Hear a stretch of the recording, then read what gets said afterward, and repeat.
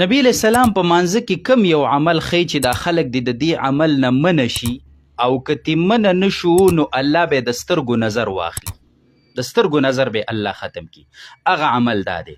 د حضرت انس رضی الله عنه نه روایت دی، د بخاری شریف حدیث دی. نبی علیہ السلام فرمایي چې څه شوي دي د خلکو لره چې دوی په مانځه کې بره ګوري اسمان طرف ته ګوري، بره په مونځ کې نظرونه داسې اوچت کی او بره ګوري. دوی له څه شوي دي؟ دوی د دې عمل نه منع شي. نبی علیہ السلام حدیث کې راځي خبره به سخت کړه، سختۍ سره خبره وکړه. دوی د دې عمل نه منع شي او که منع نشو نو الله به د سترګو نظر واخلي.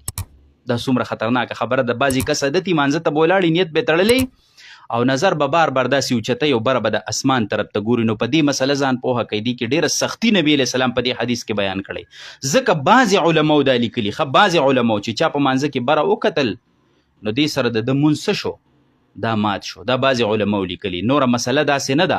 مونځ مکروه کیږي او سختۍ سره نبی علیہ السلام منع کړی. ته به دا نه وایې چې زه خو مسجد کې ولاړ ما ته اسمان په نظر نه راځي. نه، داسې انداز کې بره کتل چې تا چت ته وکتل، بره دې وکتل چې که ته کلاوزي کې ولاړ وې نو تا اسمان ته نظر اوچتېدو. نو حدیثو مبارکو کې د دې نه څه راغلی ده؟ جی منع راغلی ده چې په دې مسله باندې تاسو پوهئ. دویمه یو مسله وکړه. یو کس په مانځه باندې ولاړ دی او مخامخ په دیوال باندې ګړۍ لګېدلې ده او دی هغه ګړۍ ته وګوري او په مانځه کې ټیم معلوم کړي، نو دې سره د ده په مانځه باندې ساسر غورځېږي او که نه غورځېږي.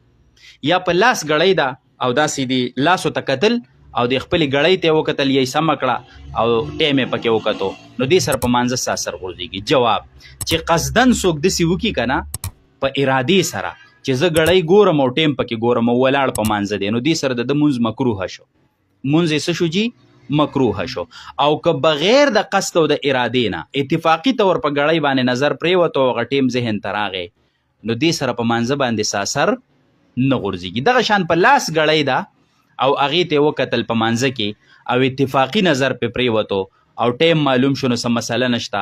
او که نه قصدن یې داسې وکړو نو دې سره د ده د مونځ څه ګرځي؟